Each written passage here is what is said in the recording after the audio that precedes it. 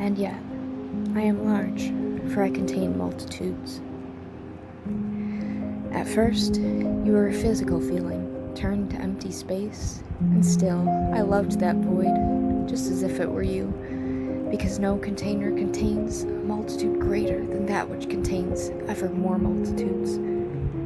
Now that space ripples and waves, like sentience gained, I listen to echoes of an echo that whisper your name.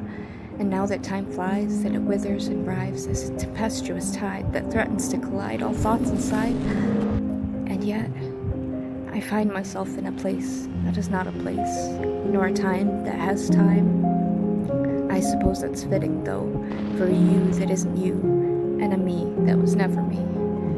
And on that cave wall I see figures are dancing and waving and beckoning me to join the world of 2 dimensions. But see, I am a full dimension larger, and within that lies another still. To shrink myself much smaller would be a disservice to my will. And yet, even so, even now, my neurons dance with the same electricity that illuminates my past, and mirrors your form in this non-space before me, above me and below me, and nowhere at all.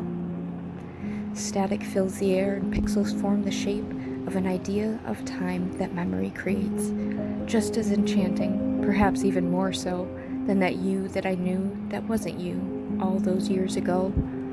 So how can I help it when that void that I loved takes form and contradicts all else but the spark of memories worn that dance in your eyes and hypnotize my own vice-born, of loving a you that was never you, and neither was I me.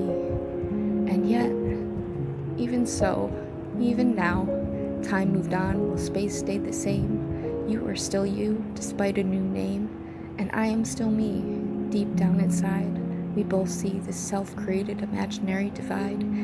So perhaps even this too is only the reflection of an idea of you, a reflection of a projection that pierces straight through. And perhaps, after all, neither one is very small. Both multitudes are the same size in that they are infinite and perpetually arise. So, do I contradict myself?